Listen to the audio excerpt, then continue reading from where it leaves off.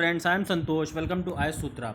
दोस्तों, I hope you are all doing very well. आशा करता हूँ आप सब बहुत अच्छे होंगे। आज का जो मोटिवेशनल कोट है, इसमें बोला गया है, mindset is what separates the best from the rest. मतलब ये सिर्फ आपके सोचने का ही तरीका है जो आपको दुनिया से अलग करता है। आप सोचिए, एक रोड पे आप अगर देख रहे होंगे तो एक साइड चला रहा होता है एक छोटा रिक्शे वाला गरीब इंसान जो होता है, वहीं दूसरी तरफ एक बंदा दूसरा होता है जो अपनी मर्सिडीज़ से खुद चल रहा होता है। तो इन दोनों लोगों के बीच में अगर आप डिफरेंस देखेंगे तो it is the difference of their mindset, it is the difference of their mental capability. वो अपना दिमाग इतना नहीं इस्तेमाल कर सकता कि वो उस लेवल पे पहुंच सके और अपने लिए एक अच्छी लाइफ स्टाइल जी सके। दूसरा जो मर्सिडीज़ से चल रहा है, उसके पास वो जो दिमाग है, दोनों के पास एक ही दिमाग है, लेकिन बात है इस्तेमाल करने के लिए कि आपके पास चाकू है, लेकिन आप उस चाकू को कितना पैना कर सकते हैं कि आप एक पत्थर को काट सकें। तो वही चीज़ है, इस दिमाग में इतनी काबिलियत है कि आप जो चाहे दुनिया में वो काम कर सकते हैं, लेकिन आप वही बात है कि आप उसको तराशने की ताकत रखते हैं या नहीं। यही चीज़ यहाँ पे समझाई गई है। आई होप आपको समझ में आया होगा और आप इसे अपनी लाइफ में इम्प्लीमेंट ज़रूर करेंगे।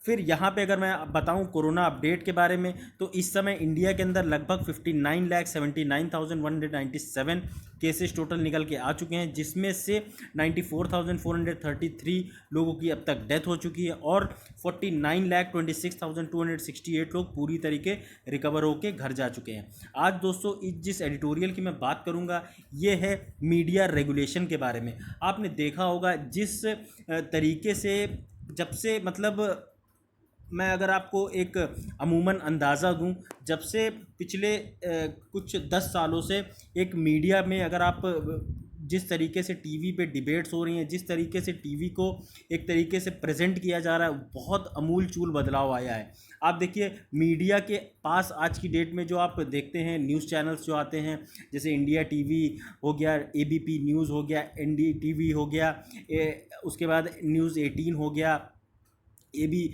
ये सारे जो चैनल्स हैं, ये कहीं ना कहीं एक नैरेटिव सेट करते हैं ना, इनके पास वो जो नैरेटिव सेट करते हैं वो अपने हिसाब से अपनी टीआरपी के उससे सेट करते हैं कि जिस चीज़ से उन्हें लगता है कि उन्हें टीआरपी मिलेगी, उन्हें ज़्यादा से ज़्यादा एड्स मिलेंगे, ज़्यादा से ज़्यादा नौटंकी करने पे ज़्यादा से ज़्यादा टीआरपी जो करने का एक रिवाज सा चला आ रहा है, जिसमें मीडिया जो इम्पोर्टेंट इश्यूज़ हैं, आप देखिए हमारी इकॉनमी एकदम गड्ढे में है, कोई डिस्कस नहीं कर रहा है। हमारे जो लॉकडाउन है वो फेल हो गया, कोई डिस्कस नहीं कर रहा है।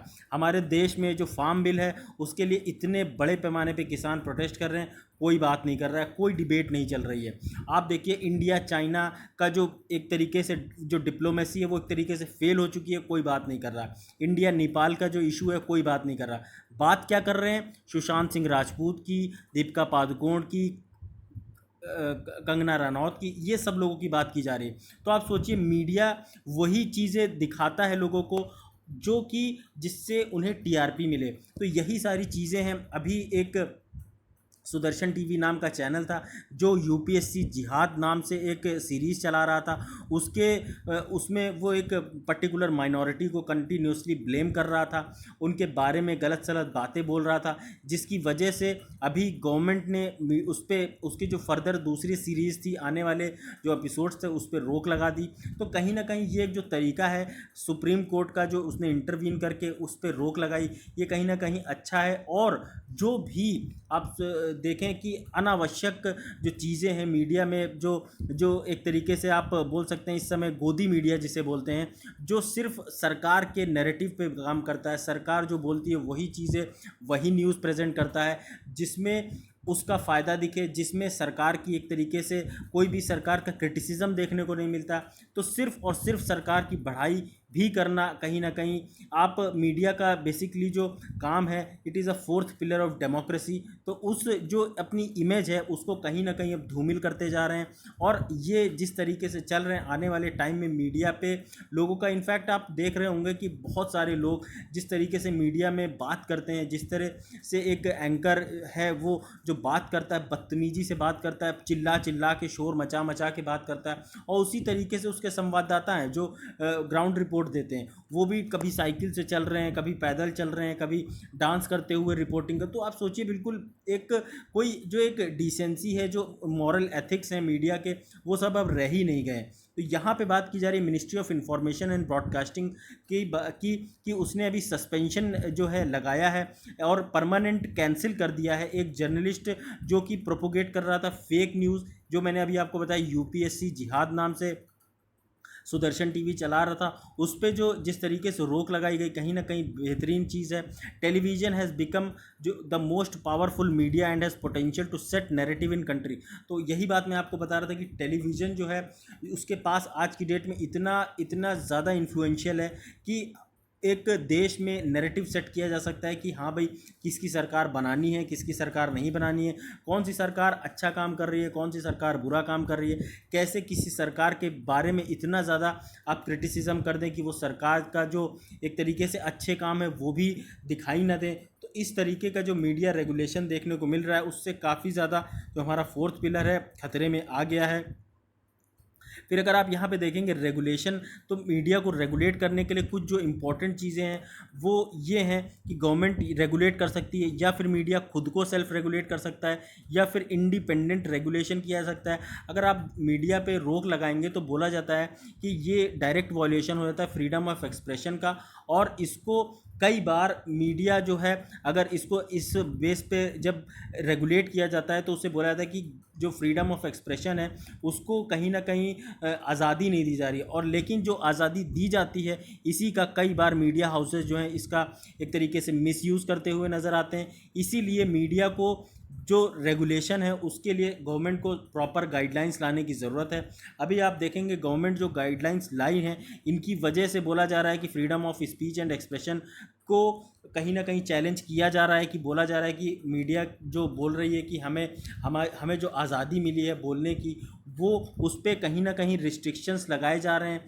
तो ये सब जो चीज़ें आप देखिए, रिस्ट्रिक्शंस फंडामेंटल राइट्स में हमारे हर जगह हैं। आप आर्मी के लिए देखिए, या फिर सिविल सर्वेंट्स के लिए देखिए, या फिर कोई भी आप देखिए, तो इन सब लोगों के ऊपर सर्टेन रिस्ट्रिक्शंस लगाई जाती हैं, चाहे वो आर्मी हो, चाहे वो दूसरी फोर्सेस हो या पुलिस हो। तो इसीलिए लगाई जाती हैं जिससे कि हर चीज़ें जो है बैलेंस में चलती रहें। आपको आज़ादी दी गई है, इसका मतलब ये नहीं कि आप आज़ादी का मिसयूज़ करें। आपके घर में अगर आपका एक अच्छा एक बढ़िया एक माहौल है तो ये इसका मतलब ये है कि आप उस आज़ादी का मज़ा लें, उस आज़ादी से फ़ायदा उठाएं अपने लिए, ना कि उसी आज़ादी के नाम पे अपने ही घर वालों को आप ब्लेम करना स्टार्ट कर दें, या फिर अब जो दूसरे हैं उनको इतना ज़्यादा क्रिटिसाइज़ करने लगे कि आपके घर वालों की जो एक तरीके से जो सोवरेनिटी है वो खतरे में आ जाए। तो यही सारी चीज़ें बताई जा रही हैं। गवर्नमेंट जो है गवर्नमेंट यूज़ कर सकती है कुछ प्रोविजंस जिससे कि मीडिया को रेगुलेट किया जा सकता है। सबसे पहला है provisions with cable TV network rules 1994 के, cable television networks regulation act 1995 के हिसाब से, policy guidelines for uplinking of television channels for the India from India of 2000। तो ये सारे तरीके हैं जिससे मीडिया को रेगुलेट किया जा सकता है। सेल्फ रेगुलेशन भी एक अच्छा तरीका है, लेकिन मीडिया जो है वो अपने आप को सेल्फ रेगुलेट नहीं करती है, जिस वजह से काफ़ी ज़्यादा डिफ़िकल्ट हो जाता है कि सुप्रीम कोर्ट जैसे बोलती है कि मीडिया को अपने आप को सेल्फ रेगुलेट करना चाहिए, तो उसकी वजह से कोई बेहतरीन कायदे के डिज़ायरेबल रिजल्ट्स देखने को नहीं मिलते हैं मीडिया की तरफ से।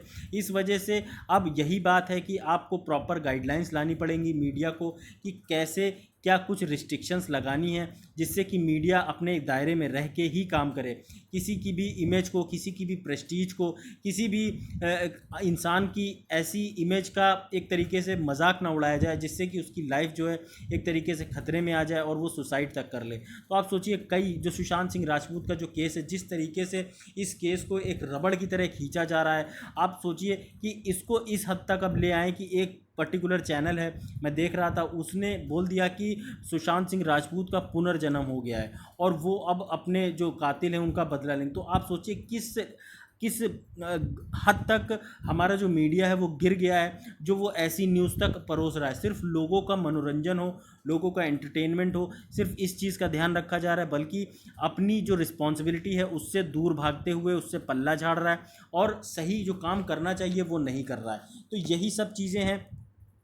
इंडिपेंडेंट जो रेगुलेशन की बात की जा रही है कि गवर्नमेंट जो है अपने आप को रेगुलेट करे, गवर्नमेंट जो रेगुलेटर हैं उसके हिसाब से जो मीडिया को प्रॉपरली एक सेट ऑफ गाइडलाइंस के हिसाब से चलाया जाए, और इसमें फ्रीडम ऑफ एक्सप्रेशन के नाम पे मीडिया जो है अपना जो आज़ादी है उसका मिसयूज़ ना करे, ऐसा बोला जा रहा है। News broadcasting standard authority NBSA जो है अभी करेंटली रेगुलेट करता है मीडिया को, और एक mix of come independent regulation देखने को मिलता है। लेकिन मतलब ये रेगुलेट करता है, लेकिन पूरी तरीके जिस तरीके से इसको रेगुलेट करना चाहिए वो रेगुलेशन नहीं देखने को मिलता। सिर्फ अपनी एक वॉलंटरी गाइडलाइंस इशू कर देता है कि आपको ये करना चाहिए, लेकिन एक जो बाइंडिंग गाइडलाइंस है वो देखने को नहीं मिलती, जिसकी वजह से बिल्कुल अन्ना सांड की तरह मीडिया वाले जो चाहते हैं वो करते हुए दिखाई देते हैं। अभी तो आपने कुछ दिन पहले एक वो क्लिप वायरल हो रही थी जिसमें 2 चैनल के जो पत्रकार थे आपस में लड़ते हुए दिखाई दे रहे थे, और एक दूसरे को गाली तक दे रहे थे, बदतमीजी से बात कर रहे थे, वो थप्पड़ तक मार रहे थे एक दूसरे को। तो आप सोचिए कि मीडिया का क्या ही एक रोल रह गया है। NBSA जो है एक इंडिपेंडेंट ऑर्गेनाइजेशन है जिसे जिसके अंदर एक चेयरमैन होते हैं जो कि रेगुलेट करते हैं, और 4 रिप्रेजेंटेटिव जो होते हैं वो मीडिया एडिटर्स होते हैं जो कि इंडिपेंडेंट मेंबर्स होते हैं। तो ये सारी NBSA के बारे में आप आइडिया रख सकते हैं।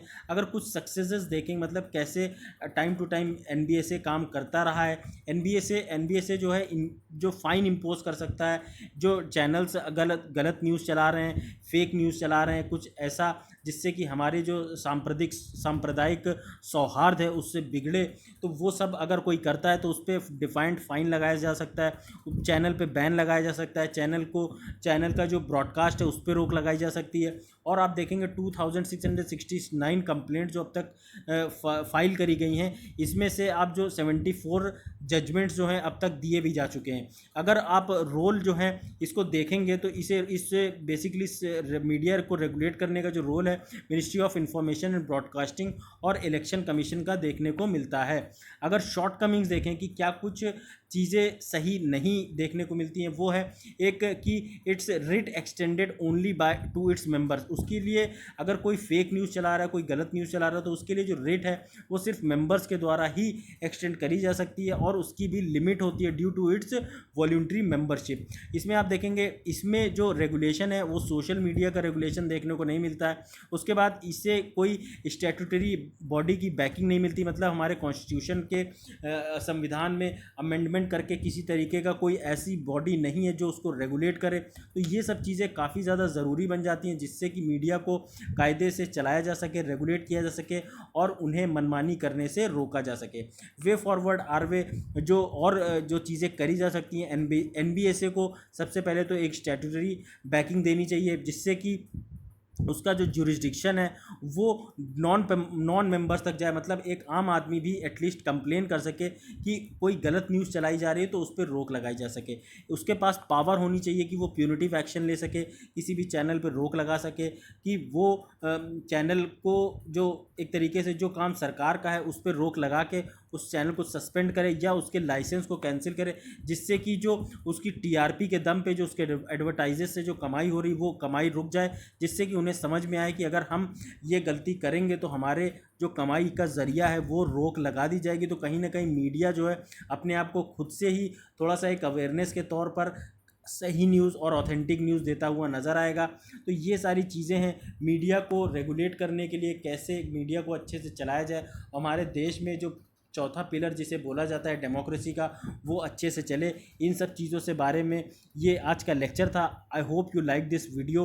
दोस्तों आजकल मैं ये लेक्चर जो है आपके लिए काफ़ी लेट लेके आ पाता हूँ क्योंकि मुझे भी एग्ज़ाम्स मेरे चल रहे थे अभी तक, और 4th को भी एग्ज़ाम लगा हुआ है, तो इस वजह से थोड़ा हेक्टिक शेड्यूल चल रहा है, जिस वजह से मैं अपने जो एक कॉम्प्रिहेंसिव कवरेज आपका न्यूज़ लेके आता था मॉर्निंग के टाइम पे नहीं लेके आ पा रहा हूँ। जल्दी ही एग्ज़ाम के बाद मैं फिर से स्टार्ट करूँगा।